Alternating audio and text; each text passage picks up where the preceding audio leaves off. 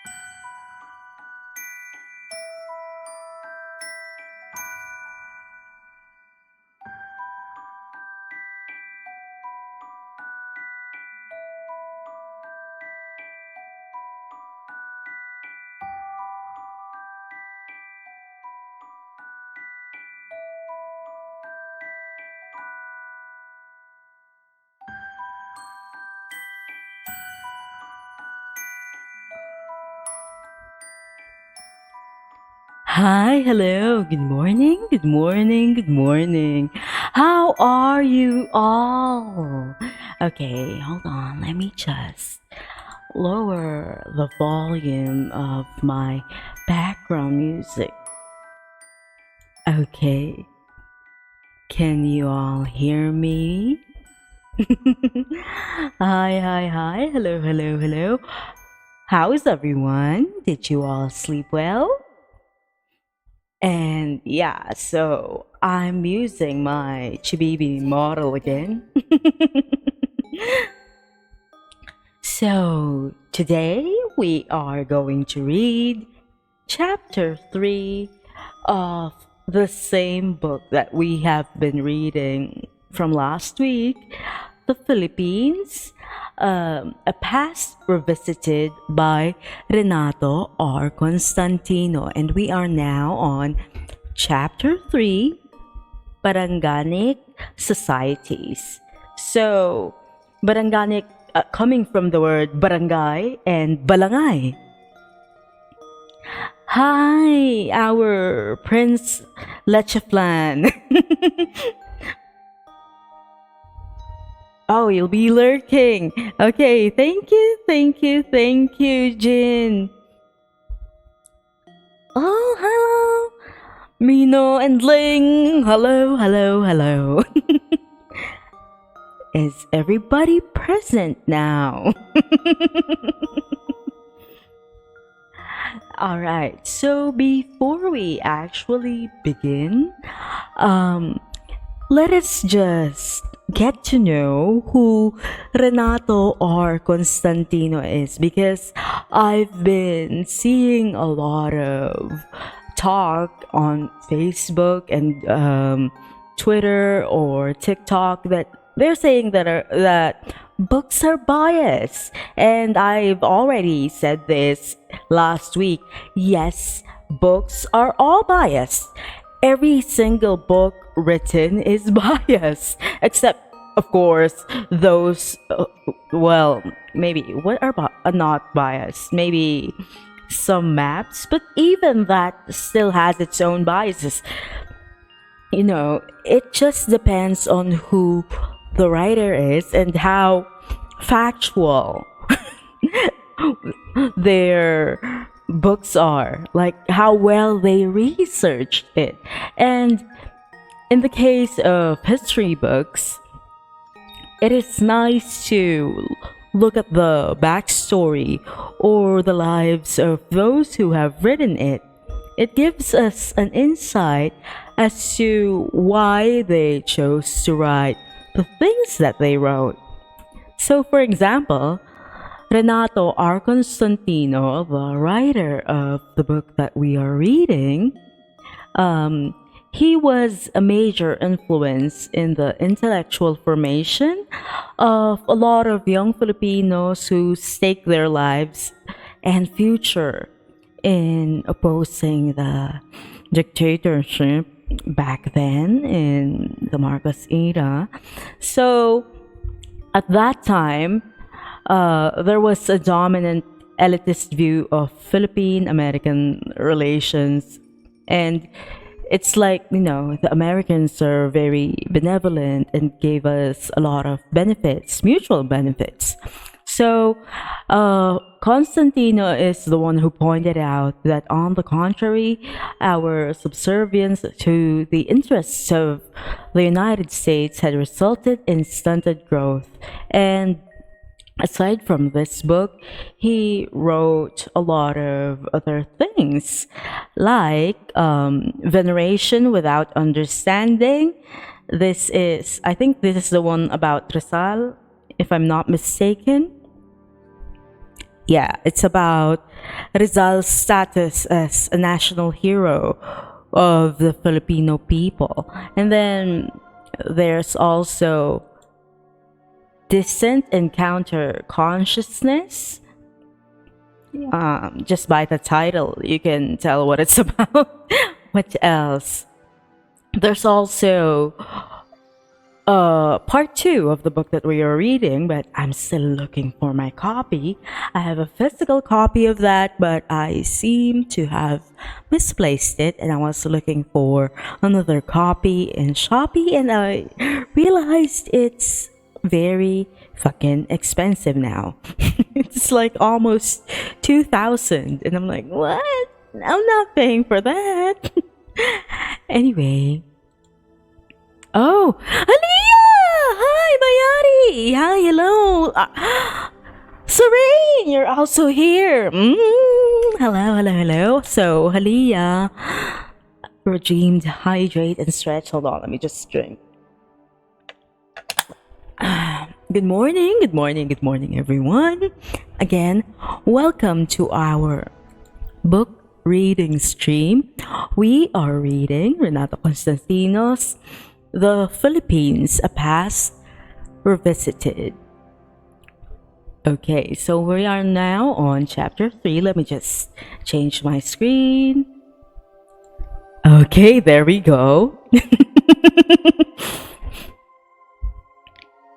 Oh, this model is actually a pre-made one. It's a customizable Tifa model. It doesn't look like Tifa now because, like, you know, it has horns in my color scheme. But if you're interested, I forgot the link, but I will be putting the link once I figure out how to set up panels. But yeah, just if you want to find this model, look for the name Kevin, because that's the name of the artist and rigger of this one. You can get it through Patreon. It's on tier 3, so you have to subscribe to them like that. That's how you get this model. Anyway, let's continue with our book reading. Again, Baranganic Societies. Okay, let's start reading, and we will be stopping somewhere to discuss the things that have been said. Spanish colonization was an alien force which interrupted and redirected the course of development of indigenous societies. It is futile to speculate on the particular characteristics of the Asian societies that might have emerged in the archipelago if the laws of development operating within the social units then existing had not been drastically modified by colonialism. It is, however, essential that as we try to analyze the nature of Spanish society at the time of conquest, we should likewise examine the nature of the indigenous societies and their level of economic development at the moment of confrontation with Spanish colonialism. So, in our past stream, we have talked about the Spanish society and how they functioned at the time that they were quote unquote discovering new lands, aka colonizing us. So back then they were not exactly feudal anymore, although it seemed like that to us because of the way they managed the country. They were actually leading more onto mercantilism and capitalism. But the feudal aspect came in because they had to bring in the clergy, the church, basically, because of certain different what do you call this, beliefs between the king and the queen, because they were from two different kingdoms basically. So the king was the one who was more into, yeah, let's go and search the world for trade, blah blah blah, and the queen is very, very religious, so that was her thing. And also at the same time, that was how they justified their colonization. It's that they were basically allowed by the Roman Catholic Church, and therefore, like, if it's the church that what's his name? Was it Peter? Yes. If it was the church that Peter built, it's like the official legit church, then they were appointed by God to rule over all these people. So that was their point of view, or at least that was the narrative that they were trying to run around with. Oh, Perena, hi, welcome, welcome. Thank you for following. I've been talking too much. So now we are going to look on to how the societies here in the archipelago that is yet to be called the Philippines then, how are they like? So the first part is proto-anthropologists. So proto meaning they're not exactly anthropologists yet. Okay, Spanish clerical chroniclers left a legacy of proto-anthropological observations, which have to a very large degree formed the basis for present views and conclusions regarding the pre-Hispanic past of the Philippines. Three factors impair the accuracy and reduce the value of their observations. 1. Their lack of training as social anthropologists. 2. Their natural tendency to view and describe the situation in terms which would justify their missionary presence. And 3. Their inability, reinforced by their conviction of racial superiority, to evaluate an Asian society on its own terms. So basically, what we're saying is that the people who were like chronicling the whole how the Philippines was like before the colonizers came were from the church. And so since they're from the church, number one, they didn't really have training as anthropologists or social anthropologists. Number two, they had their own agenda, which is, we are here to basically catechize everyone. Number three is pretty clear. They have, this feeling of racial superiority. They think that since they were Spanish, they were better than the natives. So they would obviously look down on the practices and the lifestyle of the people. Okay, let's continue. These limitations resulted in chronicles which often recorded the minutiae of life and in indiscriminate fashion tended to generalize on the basis of limited observations, disparaged native customs and values because these did not conform to Christian norms or offended personal tastes. And above all, consistently viewed pre-Spanish society from the vantage point of the European experience. This is why you would see that in our current society, well, at least for the general society, anything that is not Christian. So, for example, the Anitos, the Diwatas, and all the other mythological beings that our ancestors believed in, they kind of demonized it in their own way. So, for example, the Babaylans, they were turned into witches and basically they were villainized. And for example, my lore as a Bakunawa, the Bakunawa is treated as a deity in some areas, but when the Spanish came, it became like more antagonistic. Although there are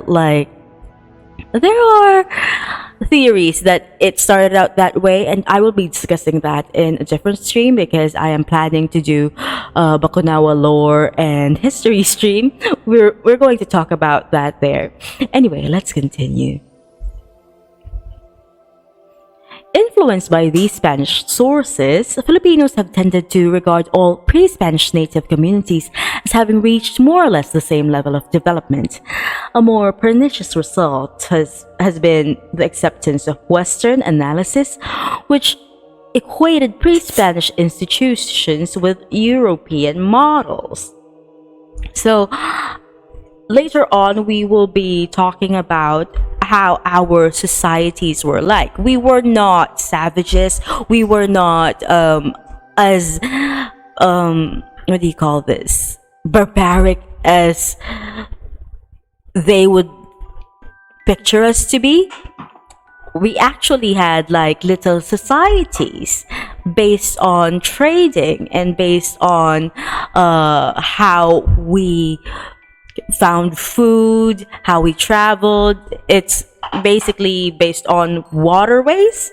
I think it will be discussed later on. But of course, the Europeans had their own models of societies.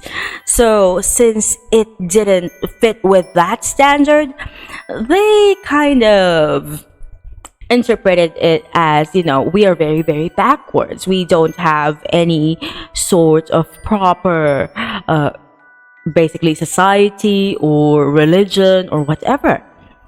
While it is true, we are now in the second paragraph, that Filipino historians have endeavored to counteract derogatory estimates of pre-Spanish culture by highlighting its achievements, sometimes to the point of idealization. Maharlika. They have taken few steps to free the study of early history from bondage to European stereotypes. Oh, thank you for dropping by and have fun listening. Let's continue. Anthropological studies of early Asian societies give ample evidence of distinctly Asian development, which should be explored further for new insights into the Philippine past. This is a task other scholars would be better qualified to undertake. It is sufficient for the present that we are aware of the existence of these different levels of social development and of the danger of forcing these early institutions into a European mold. Neither shall we attempt to describe the customs and practices, economic and artistic accomplishments, religious beliefs and values of all communities in all their variety and detail. Rather, we shall limit our discussion to the fundamental aspects of social organization and economic development, which form the foundation on which Spanish colonialism was erected. So, basically, this is just Renato Constantino explaining himself that no, we're not going to focus on those little tiny details that might make us happy. We're going to focus on like the structure of it and how this structure is affected by colonialism. Okay, let's continue aborting historical trends. Of various linguistic groups that inhabited the Philippines at the time of Spanish conquests, the Muslims of the South had the most developed social organizations. This was due mainly to the Islamization of Mindanao and Sulu, which remain Muslim to this day. These Muslim communities already exhibited social stratifications, reflecting concepts acquired from their economic and religious contacts with Muslims of neighboring regions. So, to simplify it, basically, the Muslims, the southern part of the country are more developed in terms of social organization because they already have hierarchies or levels. May it be due to their social standing or economic standing. Where are we? The fact that they could adopt some of the institutions of their more advanced neighbors proves that their economies has reached levels capable of supporting an emerging ruling class. As we have said earlier, there are ruling classes now. If history had taken its course undisturbed, the Muslims might have Islamized the whole archipelago. They could have seized the leadership in nation building. As a matter of fact, Manila and its environs were already outposts of Bornean principalities. But the development of the Philippines took a reverse course. And the reverse course, this is what we call colonialism. Let's continue to the next page. Instead of the more developed society expanding its influence over the others and diffusing its culture and social organization throughout the less developed ones, Spanish conquest aborted this historical trend, developed the other regions, and froze the evolution of what had once been the most advanced society, the Muslim South. It should be a source of pride for the Filipinos to point out that the Muslim South was never fully conquered by Spain. This sector of the archipelago remained free by virtue of its higher social and economic development and its better organized and more tenacious resistance. It must be admitted, however, that other factors were partly responsible for this region's relative freedom from Spanish occupation. So, why do we not hear a lot about the Muslim South that resisted the Spanish conquerors? So, let's see. For one thing, Manila's geographic position gave her more prominence in the mercantile development of the colony. So, remember how I said earlier that it was that Spain was more on the mercantile and capitalistic thingy instead of just plain old feudalism. So since Manila is basically one huge port that they can land into and then just head to maybe Mexico or any other